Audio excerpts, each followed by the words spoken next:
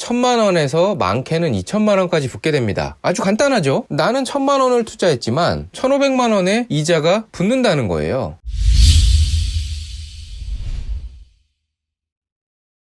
안녕하세요, 머니머신입니다.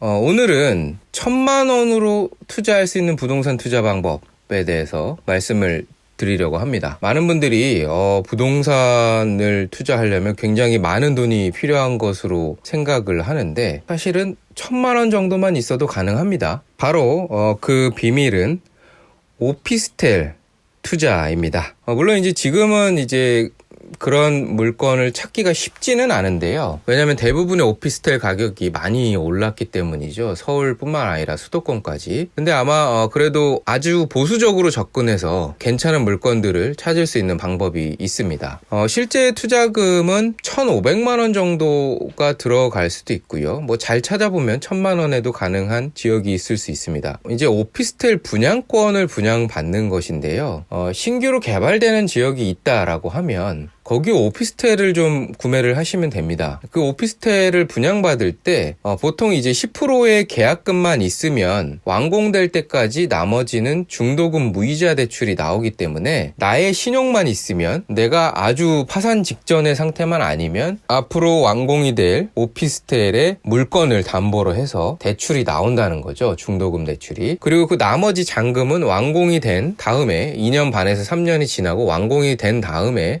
잔금을 치르면 됩니다. 근데 이렇게 투자를 하는 이유는 이게 완공이 되기 전에 이미 가격이 오른다는 거죠. 이제 피가 붙는다라고 얘기를 하는데, 보통 완공이 되기 전까지 기본적으로 피가 1,000만 원에서 많게는 2,000만 원까지 붙게 됩니다. 그렇게나 많이 올라요? 그렇게나 많이 오릅니다. 왜냐하면 부동산 가격은 인플레이션에 맞춰서 항상 올라가게 되어 있는데, 기본적으로 물가 상승률하고 GDP 성장률 이런 것들을 고려를 한다면 매년 3%는 부동산이 올라야 정상입니다. 근데 2년 반에서 3년 뒤에 완공이 된다 그랬잖아요. 그러면 당연히 한 9% 정도는 올라가야 된다라는 거예요. 그걸 이제 단순하게 이제 10%로 잡고 생각을 해보면, 내가 만약에 구입할 오피스텔, 분양받을 오피스텔의 가격이 1억 5천만 원이다 라고 했을 때 10%, 1,500만 원은 당연히 붙는 겁니다. 아주 간단하죠? 나는 1,000만 원을 투자했지만 실제로는 1억 5천만 원짜리의 물건이기 때문에 3년 뒤에는 거기에 대한 10%, 1,500만 원의 이자가 붙는다는 거예요.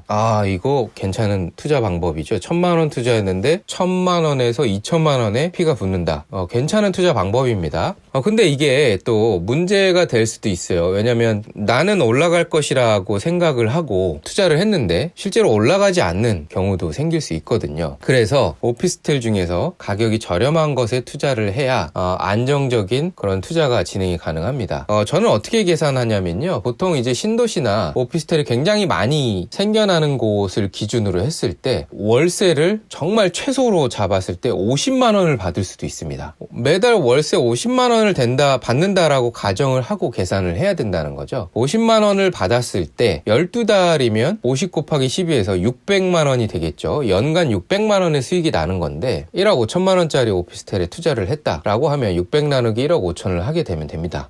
그러면 이제 연간 수익률이 나오는데, 이 연간 수익률이 정확히 4% 정도가 나옵니다. 물론 이제 이런 것들은 중도금 대출을 받을 테니까 이자를 내야 되는 그런 것들은 포함하지 않은 퍼센티지이긴 한데요. 어찌됐건 뭐 이 정도가 나와야 내가 받은 중도금 대출에 대한 이자 정도는 납부할 수 있다라는 거죠. 투자에 실패하더라도 이자를 낼 수 있는 정도의 수준은 된다라는 거예요. 그래서 최근에 이제 분양하는 것들을 보면 뭐 1억 5천 이상, 뭐 거의 1억 7천, 8천, 여기 제가 있는 마곡에서 가까운 김포만 하더라도 벌써 오피스텔 분양 가격이 막 1억 8천, 2억 이래요. 이런 것들은 나중에 문제가 될 수 있습니다. 왜냐하면 막상 건설이 완료돼서 입주가 시작되었을 때 월세를 50만 원, 55만 원밖에 못 받을 수 있다라는 거예요. 물량이 쏟아져 나오면 그렇게 실제로 가격이 형성이 됩니다. 마곡에서도 그렇게 형성이 됐어요. 지금이야 뭐 1억 5천만 원, 1억 6천만 원에 분양받았던 오피스텔이 2억 5천, 2억 6천 이렇게 가고 있긴 하지만 월세 그때 처음에 형성되었던 게 50만원, 보증금 500만원에 월세 50만원 이렇게 형성됐다는 거죠. 지금 많이 올라오긴 했지만 아직도 1000만원에 60만원 정도 수준입니다. 그러니까 이제 지금 2억 5천, 2억 6천을 주고 사시는 분들은 리스크가 굉장히 크다는 거죠. 월세 60만원 기준으로 계산을 해보면 12달 하면 720만원이고요. 이걸 2억 5천만원을 주고 샀다고 치면 3%가 채 되지 않습니다. 2.8%인데